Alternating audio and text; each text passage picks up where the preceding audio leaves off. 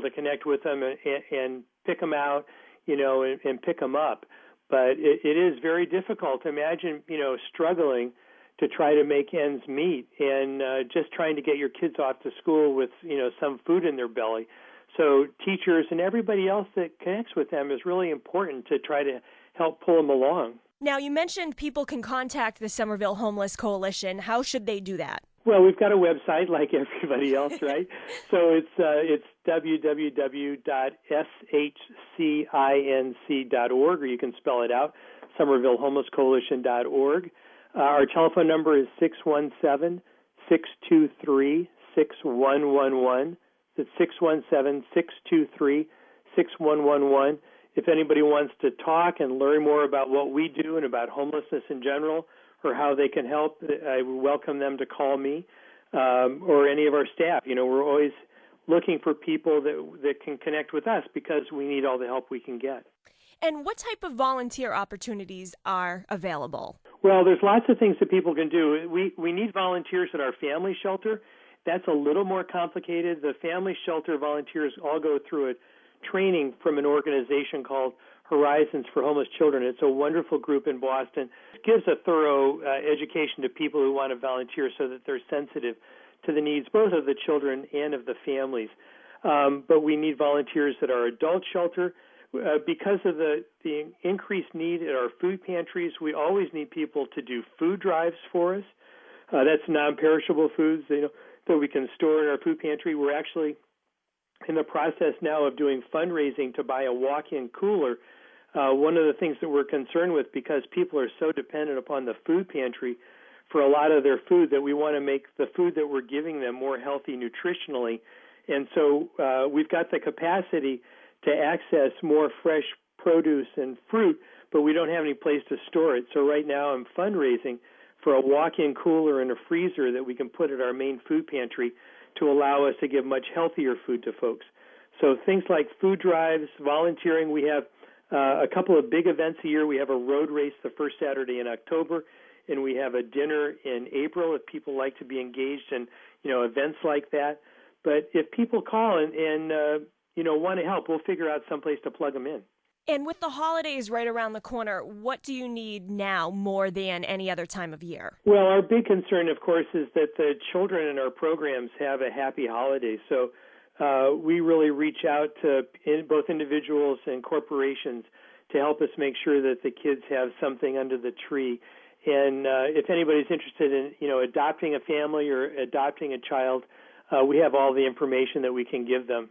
The story of the creation of the Homeless Coalition, I think, is really interesting because people in Somerville didn't realize there was a problem with homelessness until the Red Line was extended. It used to end in Harvard Square, but in 1984 it was extended out to Alewife. And suddenly there were people hanging out in Davis Square that folks didn't recognize. They were from Somerville, but if you were homeless from Somerville, you'd have to go to Cambridge or go into Boston to get shelter and a meal. So these folks got together and they got a church right outside of Davis Square. It was the College Avenue United Methodist Church, to let them convert what had been a little 4-lane bowling alley in the basement of the church into the city's first shelter. And when it first opened in February of 1986, it had 6 beds. Over the years, we've gone to 8 beds and then 12 beds and now 16 beds, which unfortunately does not begin to meet the need of people who need a shelter. But quickly, the organization recognized the need for a family shelter. They got another church. It was a Baptist church in East Somerville to let them convert what had been a bowling alley into a family shelter.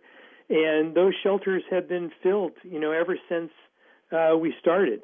I think that what the small shelters like ours are able to do that, big shelters like the shelters in Boston, is that we can give people a lot of individual attention and support. So we really specialize, especially at our adult shelter, people who are trying to make some real change in their lives. Maybe they've come to grips with substance abuse and want to stay clean and sober, and we require everybody at the shelter to be clean and sober. You can't use and keep your bed there.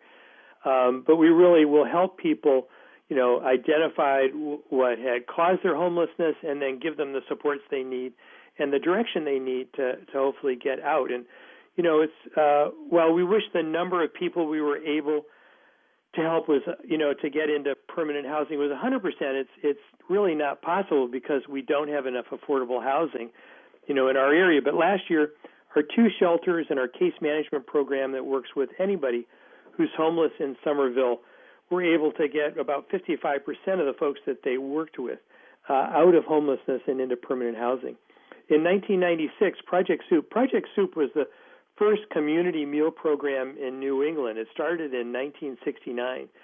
And it's one of those things that always, makes me a little crazy because, people didn't have enough food. This is, over 40 years ago, people have been struggling to have enough food. And, fortunately, people like groups like Project Soup were able to come and try to help meet that need. But how is it, then this richest country in the world that over the last 40 years we still haven't been able to figure out how to make sure that people have enough food? So that was that happened in 96. In 97, we got our first federal grant to do case management for anybody in Somerville. In 2000, we started our first permanent housing program. Part of the reason for that was that we recognized that even wonderful nonprofit developers, and we have a wonderful relationship with our local CDC, the Somerville Community Corporation, they just don't have the capacity to build enough affordable housing for all the people that we work with. So we started creating permanent housing ourselves. Now, we don't own any property. We lease apartments on the open market with money that we get from the federal government. And the people who were in them, they were all homeless. They were all have some kind of a disability. They pay 30% of whatever their income is to live in the apartment. And last year, we had, I think our housing retention rate was something like 91% for all of these folks that live in our housing, which is really a remarkable number when you look at, who the folks are that we're housing. The first housing program we did, and it's continued to be really exciting, is for young adults who are 18 to 24 years old who were homeless and substance abusers. And we created this 11 years ago. The reason we started it was that it was recognized that this group was one of the largest emerging subpopulations into adult homeless shelters. So a lot of these are kids who will age out of other systems like foster care or juvenile lockup. They turn 18. They may be able to go home for a short period of time, but for most of them, within a few months, they're back on the street. And the adult shelter system was really eating them up. They're too young and inexperienced and vulnerable, to go into these adult shelters. So we created this model program. It's been so successful that the state asked us to replicate it a couple of years ago. And it's very exciting because whereas a lot of the older homeless people, people who were homeless for 20 years out on the street, they'll probably need our housing forever. It's the best housing they'd ever be able to get. Right. But with these young folks, we see people who are actually able to use this program to stabilize their lives. A lot of them were, doing hard drugs when they were 13 and 14 years old and have, real arrested development, but we're able to bring them in, give them some structure that they need, give them support. Most of them are now working, and some of them are going to school. We've had one woman who's about to graduate from Lesley University with a bachelor's degree and is planning on going and getting her master's degree.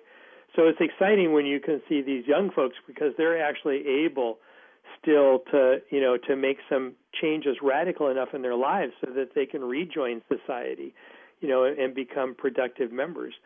It's hard to know, how all of this stuff happens to people. How does a 13 or 14-year-old, start shooting drugs at that age? But we know that it happens, and we know what the consequences are. So a lot of them have had, criminal involvement, and they just need some adults who are willing to sit them down and to tell it like it is and to try to get them on the straight and narrow.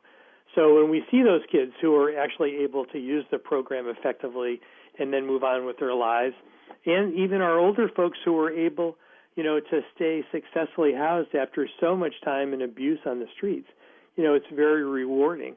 I wish that, that we could house more people, because, over the years we've been able to demonstrate how good we are at doing this housing. And in some ways, I think, our name, Julie, is kind of a misnomer because we're the Somerville Homeless Coalition, but we work in other places besides Somerville. We have a lot of apartments in Arlington now, some in Medford.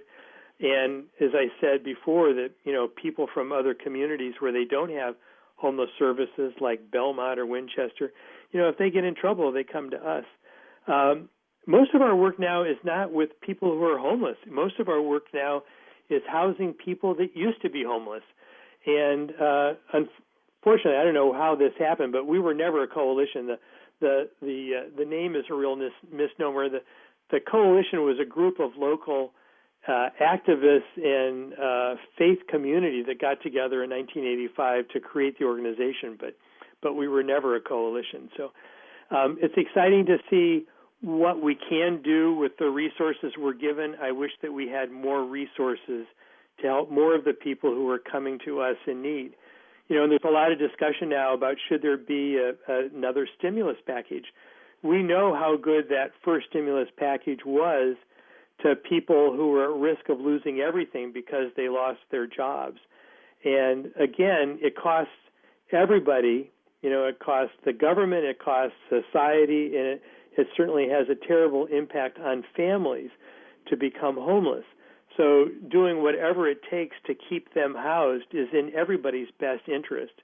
And I think that, we have to really sort of push our government. I mean, there's all of this talk now, what's going to happen with this debt reduction. And while I understand people's concerns about what a drag the debt is, on our economy, having people out of work and having people who are suffering and homeless has a much greater, effect on our society. These are folks that have to go to the emergency room because they don't have a primary care doctor. They end up in the correctional system, because they were doing something stupid just to try to stay alive. And again, shelters cost much more than housing people. I mean, we've got to figure out a way to turn this around and start taking care of people in our communities that need our help for their sake, but also for everybody else's sake as well. Well, hopefully more organizations like Somerville Homeless Coalition will start to realize all of these needs and concerns, and maybe as we, go further in time, it will start to have its effect and make a turnaround. But great work going on in Somerville here at the Homeless Coalition. We've been chatting with Mark Alston Follansbee. He is the executive director for the organization. It's been great having you back on again for a second year and really just catching us up to speed with what you guys are doing in Somerville. Thanks very much, Julie. I appreciate your help and time. Absolutely. Look forward to hearing back from you again sometime soon, and happy holidays. Happy holidays to you and everybody listening. All the best. That concludes this week's edition of Boston Outlook. I'm your host, Julie Marra. If you or someone you know has an idea for our show, feel free to contact me directly.